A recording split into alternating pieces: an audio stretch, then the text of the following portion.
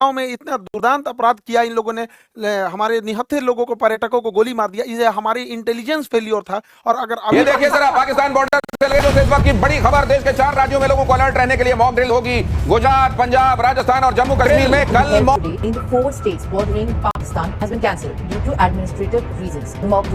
बार का मामला थोड़ा अलग था। जब ये हमला हो रहा था तो इससे काफी दूर श्रीनगर है, इससे काफी दूर श्रीनगर का लाल चौक का एरिया हमेशा चहल पहल रहता है, लेकिन वो एक हफ्ते तक श्रीनगर की सड़क शटर डाउन रहा, ये दिखाने के लिए कि ये लोग इस घटना में शहीद हुए लोगों की श्रद्धांजलि। रोज अफगान तालिबान के कमांडर और काबुल पुलिस हेडक्वार्टर के उस्ताद सईद उल सईद ने पुलिस एहलकार की पासिंग आउट तकरीब से खिताब किया।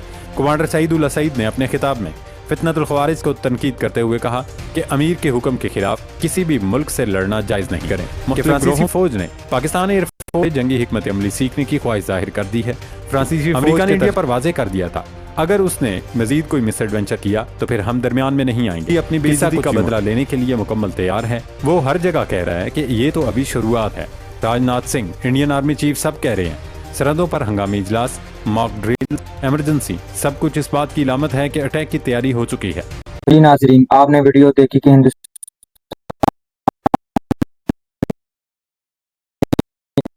पाकिस्तान ने कर लिया है और इधर मोदी के मुंह से एक लफ्ज नहीं निकला है।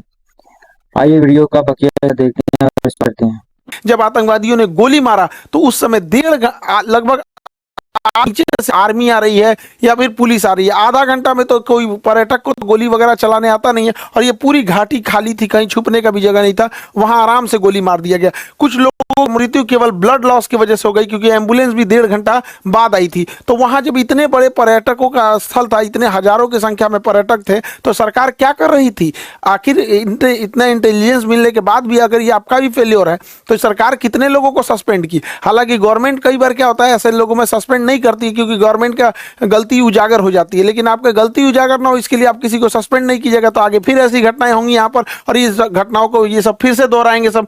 देखिए, इसमें करना क्या चाहिए, बिना लोकल के सपोर्ट किए नहीं हुआ होगा। तो जो लोकल इनके स्पाई के रूप में काम कर रहे थे, उन्हें सेना जो है पब्लिकली सजा दे, सबके सामने जितनी कठोर सजा हो सकती है उतनी कठोर सजा दो। लेकिन वैसे कश्मीरी जिन्होंने पूरे तन मन से भारत के लिए अपना जान तक इन्होंने निछावर कर दिया, ऐसे कश्मीरी का रेस्पेक्ट होना चाहिए। चाहे वो कोई भी कश्मीरी भाई हो, चाहे वो नजाकत अली हो जो टूरिस्ट गाइड का काम कर रहे थे, लगभग 11 लोगों को बचाए, चाहे वो माजिद खान ड्राइवर हैं जिन्होंने लगभग 6 लोगों को बचाया, चाहे सैयद हुसैन आबिद हो जो लड़ते लड़ते शहीद हो गए, आतंकवादियों से M4 राइफल छीन लिए, ऐसे लोगों का भी सम्मान होना चाहिए। हालांकि मीडिया में ये सब चीजों को दब गए हैं, क्योंकि जब ये दिखाएंगे तो पाकिस्तानियों का भी मनोबल टूटेगा। पहले ऐसे लगता था पाकिस्तानियों को कि कश्मीर के सारे लोग पाकिस्तान का साथ देंगे, अब ऐसा नहीं है। ये देखिए जरा पाकिस्तान बॉर्डर से लगे राज्यों से इस वक्त की बड़ी खबर, देश के 4 राज्यों में लोगों को अलर्ट रहने के लिए मॉक ड्रिल होगी। गुजरात, पंजाब, राजस्थान और जम्मू कश्मीर में कल mock drill held today in the 4 states bordering Pakistan has been cancelled due to administrative reasons. The mock drill under Operation Shield. नाजरीन, पिछले कुछ दिनों में लगा था कि मोदी सरकार को समझ आ गई है और अब वो पंगेबाजी से गुरेज करेंगे। लेकिन जिन लोगों को ये लग रहा था कि भारत और पाकिस्तान की जंग खत्म हो गई है, बस वो जो शो डाउन होना था वो हो गया, तो वो गलत फहमी है। अपने दिमाग की खिड़कियां खोल लें, जंग अभी खत्म नहीं हुई। भारतीय वजीर दिफा राजनाथ सिंह ने कहा था कि ये सिर्फ ट्रेलर था, जंग तो अभी शुरू होनी है। इंडियन गवर्नमेंट जोर शोर से जंग की तैयारियों में मसरूफ थी, लेकिन मोदी सरकार के एक बार टाइम फिश हो गई। पाकिस्तान पर हमला करने के लिए इंडिया ने ऑपरेशन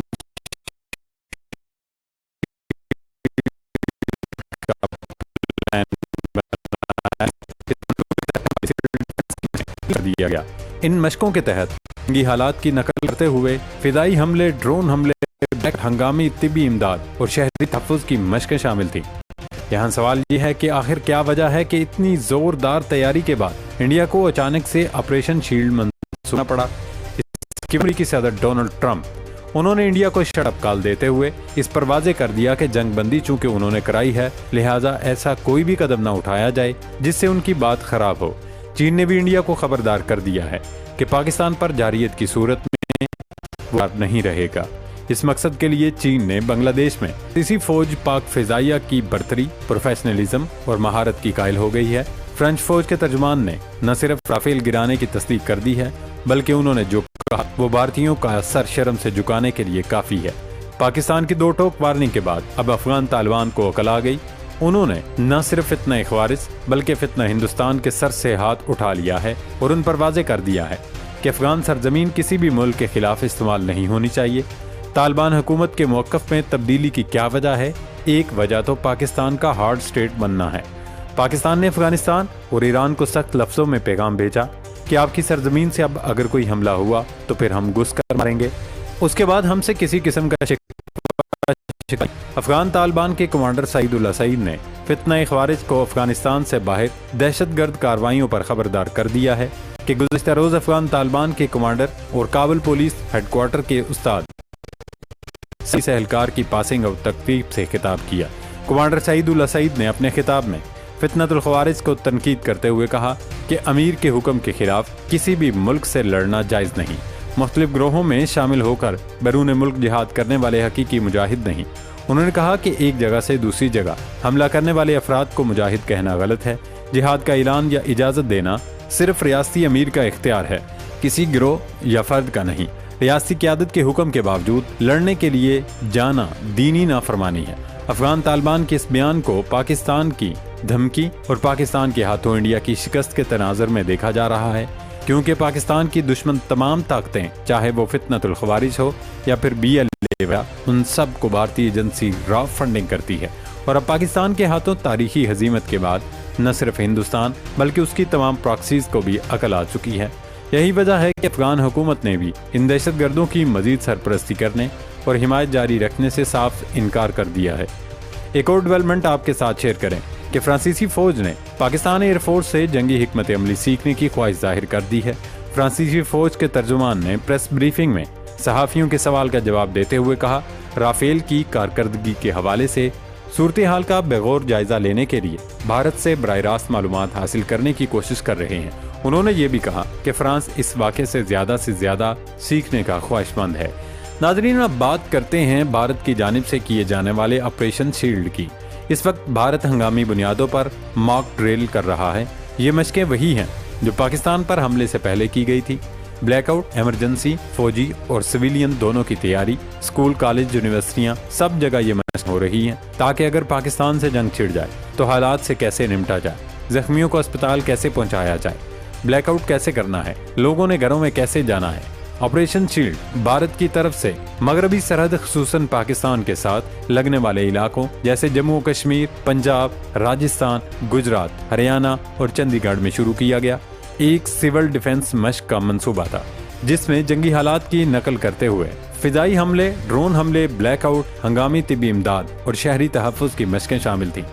लेकिन कहानी में ट्विस्ट ये है कि इसका ऐलान होते ही चंद घंटों में भारत ने अचानक ऑपरेशन शील्ड को मुलतवी कर दिया, जिस पर भारत में काफ़ी क्यास आराइयाँ की जा रही हैं। मोदी का गोदी मीडिया तो ये तावील दे रहा है कि चूंकि चंडीगढ़ में IPL मैच था, इसलिए ब्लैकआउट करना मुमकिन नहीं था, लिहाजा ऑपरेशन शील्ड मनसूख कर दिया गया। हालांकि ये महज सफेद झूठ था, क्योंकि अगर चंडीगढ़ में मैच था तो फिर बाकी मुकामात पर ये मशकें कर ली जाती। इसकी दो बड़ी अहम वजूहात। इंडियन जर्नलिस्ट जो हैं वो पाकिस्तान की तारीफें कर रहे हैं। पाकिस्तान ने जंग में अच्छी तकनीक से लड़ाई लड़ी है और भी ये लड़ाई जीत चुके हैं। उनका ये भी कहना था कि चीन पाकिस्तान के साथ खड़ा है। अब उनकी लड़ाई पाकिस्तान के साथ साथ चीन के साथ भी है। चीन जो है वो पाकिस्तान की हर तरीके से मदद कर रहा है, जैसे कि असला हुआ या हवाई जहाज हुए। उनका ये भी कहना था कि पाकिस्तान जो है वो चीन से अब J-10 एयरक्राफ्ट की नेक्स्ट जनरेशन है जो है वो J-31 उसको खरीदने जा रहा है। ये वीडियो का बकिया हिस्सा देखते हैं और इस पर बात करते हैं। अगर आप चैनल पर नए हैं तो चैनल को सब्सक्राइब करें, लाइक करें, शेयर करें।